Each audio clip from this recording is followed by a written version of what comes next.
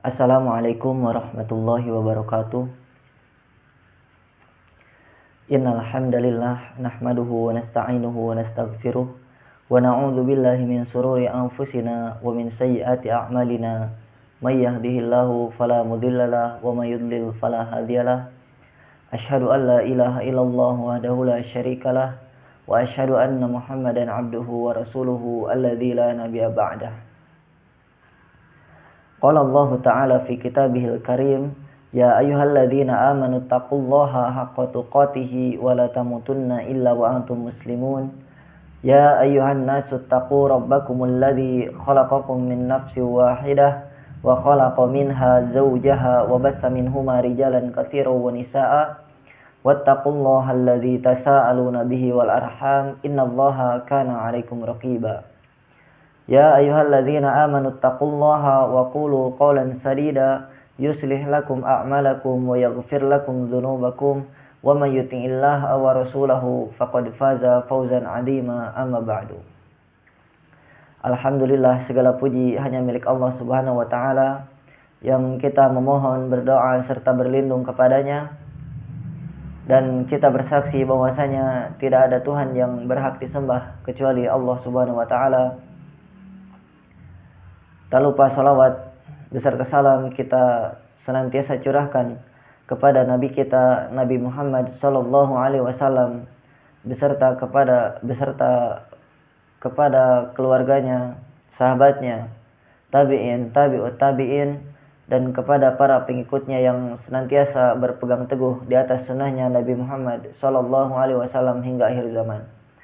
Dan kita bersaksi bahwasanya Muhammad adalah Nabi dan Rasul utusan Allah Subhanahu wa ta'ala. Alhamdulillah, pada kesempatan kali ini kita akan melanjutkan pembahasan kitab Khulasatu Ta'dzimil Ilmi, yaitu sekarang pada bagian muqaddimah penulis, yang pada pertemuan sebelumnya kita membahas tentang muqaddimah penerjemah. Penulis kitab ini yaitu Syekh Shalih Ibnu Abdillah Al-Utsaimin. Pada muqaddimah beliau mencontohkan beberapa etika dalam mengawali sebuah buku atau kitab. Yang beliau contohkan yaitu, yang pertama, beliau mengawali kitab ini dengan basmalah. Kenapa beliau mengawali kitab ini dengan basmalah? Yaitu yang pertama, meneladani Al-Quran yang setiap surat diawali dengan basmalah kecuali satu surat, yaitu surat At-Taubah. Yang kedua, meneladani surat-surat Rasulullah sallallahu alaihi wasallam. Rasulullah setiap membuat surat kepada raja-raja atau yang lainnya, beliau selalu mengawali surat-surat tersebut dengan lafaz basmalah. Kemudian yang kedua, lafaz hamdalah. Lafaz ini, penulis mengawali kitab ini dengan lafaz hamdalah, yaitu meneladani ceramah-ceramah Rasulullah sallallahu alaihi wasallam. Dan kemudian yang ketiga, penulis atau etika dalam mengawali sebuah buku atau kitab yang dicontohkan oleh penulis, yaitu mengawali dengan sholawat kepada Nabi Muhammad sallallahu alaihi wasallam. Kitab ini adalah salah satu dari 3 kitab yang dibuat atau yang ditulis oleh penulis. Dan kitab ini merupakan kitab yang paling ringkas dari 3 kitab tersebut. 3 kitab tersebut dalam tema ini, yang pertama yaitu Ta'zim al-Ilm. Ini merupakan kitab yang paling luas. Dan yang kedua, Syarah Ta'zim al-Ilm.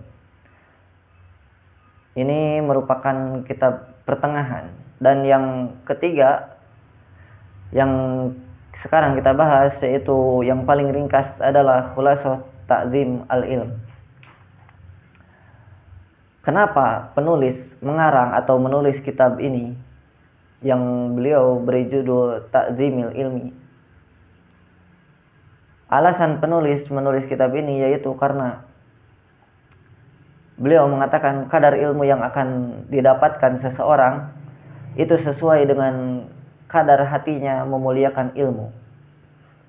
Jadi kadar ilmu atau banyaknya ilmu yang kita dapatkan dari hasil kita belajar itu tergantung terhadap seberapa besar, seberapa banyak kita memuliakan ilmu.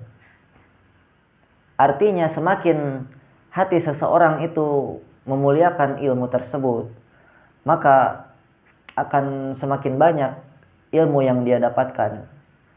Begitupun sebaliknya, semakin sedikit hati seseorang memuliakan ilmu, maka akan semakin sedikit pula ilmu yang dia dapatkan dari hasil belajarnya. Kemudian penulis melanjutkan, barang siapa yang hatinya sudah memuliakan ilmu, maka ilmu akan menyinari hidupnya dan berbagai jenis ilmu akan mendatanginya. Jadi apabila hati kita telah senantiasa memuliakan terhadap ilmu, maka bukan hanya banyak ilmu yang kita dapatkan, tapi juga berbagai jenis ilmu akan mendatangi. Maka hendaklah sebelum belajar ilmu, hendaklah kita senantiasa untuk memuliakan ilmu tersebut. Kemudian yang akan dibahas dalam kitab ini yaitu prinsip-prinsip dasar agar tumbuh penghargaan atau agar tumbuh hati kita memuliakan terhadap ilmu. Yaitu yang pertama, membersihkan tempat ilmu. Kemudian mengikhlaskan niat, mengumpulkan tekad untuk menuntut ilmu, meminta pertolongan kepada Allah, dan bersemangat untuk mempelajari Al-Quran dan hadis karena itu merupakan sumber dari segala ilmu. Yang pertama yang akan kita bahas yaitu membersihkan tempatnya ilmu atau membersihkan wadahnya ilmu, yaitu qalbu. Wadah ilmu adalah qalbu. Apa itu qalbu? Sejatinya qalbu itu adalah jantung. Namun masyarakat kita sudah umum mengetahui atau meyakini bahwa qalbu itu adalah hati. Dan tempatnya qalbu itu di dada.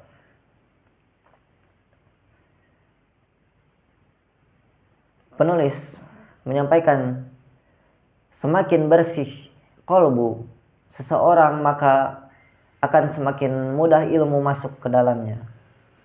Barang siapa yang ingin sukses mendapatkan ilmu, maka hendaklah dia menghiasi atau menyiapkan batinnya. Kemudian muncul pertanyaan, bagaimana cara membersihkan qalbu, bagaimana cara membersihkan hati? Yang pertama, bersihkan qalbu atau bersihkan hati ini dari syubhat. Apa itu syubhat? Yaitu kerancuan dalam memahami dalil atau memahami agama ini. Dan anak atau hasil dari syubhat. Jadi bila di dalam hati kita masih ada syubhat, maka akan memunculkan yang namanya bid'ah. Karena senantiasa beberapa orang memahami atau hafal suatu dalil, namun salah dalam memahaminya. Karena syubhat ini muncul, salah satunya karena salah memilih guru atau dia mempelajari suatu ilmu yang belum masanya, atau dia mempelajari ilmu yang terlalu berat. Yang pada pembahasan sebelumnya kita telah membahas bahwa dalam menuntut ilmu ini hendaklah kita menuntut ilmu dari yang paling rendah atau dari yang paling dasar, yaitu dari menghafal atau mempelajari matan-matan, kitab matan yang berisikan tentang dasar-dasar atau intisari dari ilmu tersebut, yaitu agar kita terhindar dari syubhat atau kebid'ahan yang kita salah memahami dalil tersebut dan kita amalkan. Yang kedua, cara untuk senantiasa membersihkan kolbu atau hati ini, yaitu senantiasa bersihkan atau jauhi syahwat. Jadi senantiasa bersihkan kolbu ini dari syahwat. Syahwat ini identik dengan hawa nafsu, dan hasil dari syahwat ini atau anak turun dari syahwat ini adalah maksiat. Apabila kita senantiasa mengikuti syahwat atau hawa nafsu kita, maka kemaksiatanlah yang akan kita laksanakan itu. Kemaksiatan yang akan kita perbuat apabila kita senantiasa mengikuti hawa nafsu tersebut.